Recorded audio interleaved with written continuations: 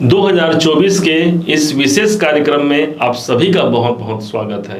आज हम जानने वाले हैं वो कौन से सपने हैं जो आपके साकार हो जाएंगे इस 2024 में, और वो भी पूरे के पूरे प्रूफ के साथ हम इसे पेश करने वाले हैं। ध्यान दीजिएगा, सबसे लंबे अवधि तक ग्रहों में यदि किसी ग्रह की गणना की जाती है वो है हमारे शनिदेव, और साथ ही साथ बनते हैं देवगुरु बृहस्पति। दोहरे गोचर पद्धति का एक सिद्धांत होता है। हमारे प्राचीन ऋषि मुनि ने इसी गोचर पद्धति का प्रयोग करके कई बार भविष्यवाणियां की हैं और जो 100% सही साबित होती हैं। आज हमने भी प्रयास किया है कि आपके अपने धनु राशि के अनुसार आपके जीवन पे वो दोहरे गोचर पद्धति का प्रभाव क्या पड़ेगा, कहां पर आपको सफलता मिलेगी, कौन से वो सपने हैं जो आपके साकार होने की स्थिति पे आपके जीवन पर उपस्थित होगी। ध्यान दीजिएगा, इसे अपने जन्म राशि के अनुसार देखेगा, सटीकता 100% बैठती है। प्रारंभ करते हैं। उससे पहले आपसे निवेदन है, इस वीडियो को छोड़कर जाने का प्रयास मत कीजिएगा, क्योंकि यहाँ वो सब कुछ है जो शायद 2024 में आपकी संरचना बनाने के लिए आपका बहुत मददगार साबित हो सकता है। शनिदेव महाराज ठीक आपके तीसरे घर पर हैं, और वहीं पर देवगुरु बृहस्पति आपके पंचम भाव पर शोभायमान हो रहे हैं। दोहरे गोचर पद्धति के अनुसार शनि और गुरु का संबंध जिस भाव पर, जिस स्थान पर बनेगा, वो भाव जागृत हो जाता है। एक तो आप ये समझिए, जनवरी सन 2024 से लेकर के अप्रैल महीने तक दो भाव आपके जागृत होंगे, और तीसरा घर जो जागृत होगा वो मई 2024 से लेकर के पूरे के पूरे दिसंबर 2024 तक विशेष प्रभावी रहेगा। सबसे पहले चलते हैं प्रथम पॉइंट पर। शनि की तीसरी दृष्टि पड़ रही है ठीक आपके पंचम भाव पर। ऑलरेडी पहले से ही यहाँ पर देवगुरु बृहस्पति विद्यमान है। इसका मतलब आपका पंचम भाव जागृत हो गया। होने वाली जो घटनाएं होंगी, सबसे पहला तो ये जानिए, जो विद्यार्थी हैं, अपने एजुकेशन फील्ड से जुड़े हुए हैं, यदि आप शिक्षण संस्थान से जुड़े हुए हैं, आपको एक बेहतर प्रयास के द्वारा सफलता 100% मिलती है। माना जाता है पंचम भाव हमारे लक्ष्मी स्थान माने गए हैं इस भाव को, अर्थात धन की जागृति के दृष्टिकोण से धनु राशि के जीवन में एक बेहतर परिणाम को आप प्राप्त कर पाते हैं। पंचम भाव हमारे प्रारब्धों का प्रतिफल हमें दिलाता है।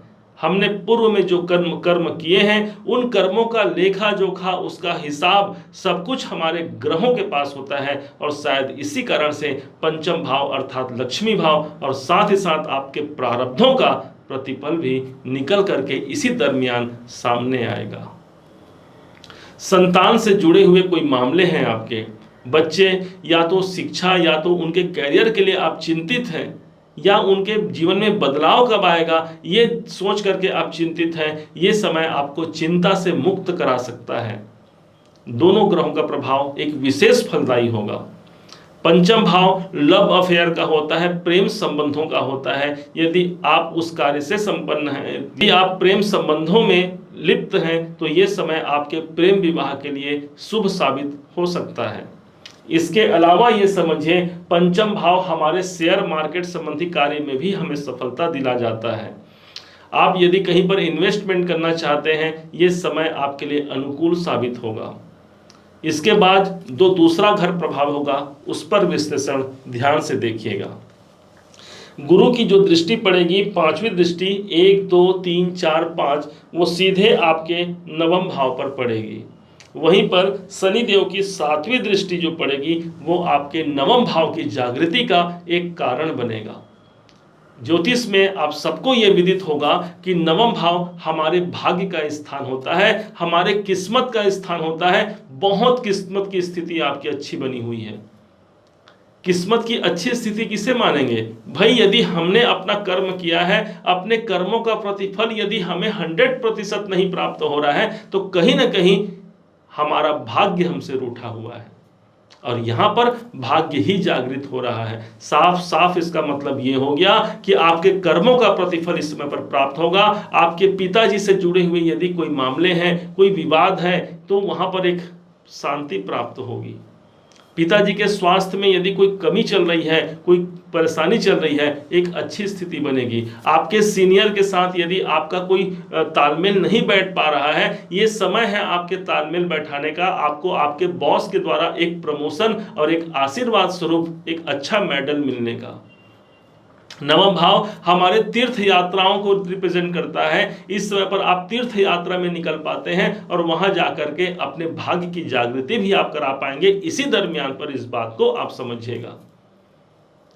जैसे ही 1 मई का दिन आएगा, ध्यान दीजिए, जैसे ही 1 मई का दिन आता है, यही देवगुरु बृहस्पति आपके पंचम भाव को छोड़ करके आपके छठे भाव को यहां पर जागृत कर जाएंगे, अर्थात इनका संचरण छठे भाव पर हो जाएगा। अब यहां पर प्रारूप थोड़ा सा चेंज हो जाएगा।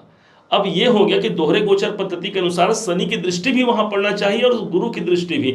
तो शनि की दृष्टि जो पड़ रही है वो ठीक इनकी 10वीं दृष्टि पड़ेगी ये 12वें घर पर, और गुरुदेव जब यहां पर हो जाएंगे तो इनकी 7वीं दृष्टि पड़ेगी आपके 12वें घर पर। तो ध्यान दीजिए, मई से लेकर के दिसंबर तक का जो समय होगा, इस समय पर कोई बड़े बदलाव हो सकते हैं, क्योंकि 12वां घर हमारे जीवन में परिवर्तन का होता है। एक बड़े बदलाव का अवसर हमें प्रदान कर सकता है। एक इनकम के नए सोर्स हमें प्राप्त हो सकते हैं। देख कहां से रहे हैं, तो छठे घर से देख रहे हैं। आपके नौकरी में आपको सफलता दिलाएगा। नौकरी में एक पदोन्नति का अवसर आप चाहते हैं, यदि मैं अपने कार्य क्षेत्र में अच्छा प्रयास के द्वारा अच्छी सफलता प्राप्त करूं, यह गोचर आपका सपोर्ट करेगा। और यही नहीं, विदेशों से जुड़ा हुआ यदि कोई कार्य आपका नहीं बन पा रहा है या आप विदेशों में रहते हैं, ये गोचर आपको वहीं पर ही आपको सफलता दिला जाएगा। कोई बड़े इन्वेस्टमेंट आप करना चाहते हैं, ये आपका बड़ा निवेश कराएगा, चाहे वो प्रॉपर्टी में हो या अपने बिजनेस में हो या कोई फैक्ट्री खोलना चाहते हैं, किसी भी दृष्टिकोण से आपके हाथों कोई इन्वेस्टमेंट होगा। और यही नहीं, ये जब एक 12वां घर जब प्रभावी होता है, हम ध्यान इत्यादि, मेडिटेशन इत्यादि में संलिप्त होकर के अपने जीवन को उन्नत बनाते हैं। सोचिए जरा, 12वां भाव जागृत होगा, बदलाव का समय होगा, बड़े परिवर्तन का समय होगा, जो मई से आपको देखने को भी मिल जाएगा। इतना सुंदर ग्रह गोचर लेकर के भी हमें ये नहीं सोचना है कि हमें किसी प्रकार से कोई दुख तकलीफ प्राप्त हो रहा है। सुख दुख दोनों संग में रहते, समय पड़े नारायण सहते। जब भगवान को सहना पड़ा था, तब हम तो एक सामान्य से एक इंसान हैं। और उसी को समझिए कि ग्रहों की स्थिति कितनी अनुकूल है। अपने कर्तव्यों को हमें करते रहना है, एक क्षण भी बैठ करके नहीं रहना है। अब हो सकता है जीवन में बाधाएं आ रही हैं, आने दीजिए, कोई रुकावट आ रही है, चलने दीजिए। माना कि हमारे प्रॉब्लम, हमारे जो बाधाएं हैं वो पर्वत इतने विशाल हैं, लेकिन भूलना नहीं है हमारे प्रभु की कृपा भी सागर इतनी विशाल होती है। हाँ, इसी प्रकार से ये समय आपके लिए एक सपनों के समय को पूर्ण कराने वाला समय हो सकता है। आप इस बात को ही जानिएगा। उम्मीद है आप सबने इसे समझा है, आप सबने इसे जाना है। यदि आपने इसे समझा है, जाना है, मेरे समझाने का प्रयास यदि आपको सार्थक लगा हो, मेरे समझाने का तरीका यदि आपको सार्थक लगा हो, तो हर बार की भांति इस बार भी अपना प्यार भरा लाइक और कमेंट करना कभी मत भूलिएगा। बहुत मोटिवेशन मिलता है हमें कि धनु राशि ने हमें सराहा है, हमने अच्छा कार्य किया है। और हाँ, यदि अभी तक आपने चैनल को सब्सक्राइब नहीं किया है, सब्सक्राइब भी कीजिएगा। पुनः एक बार फिर आप सभी का दिवस बहुत मंगलमय हो, इन्हीं शुभकामनाओं के साथ। जय श्री राम।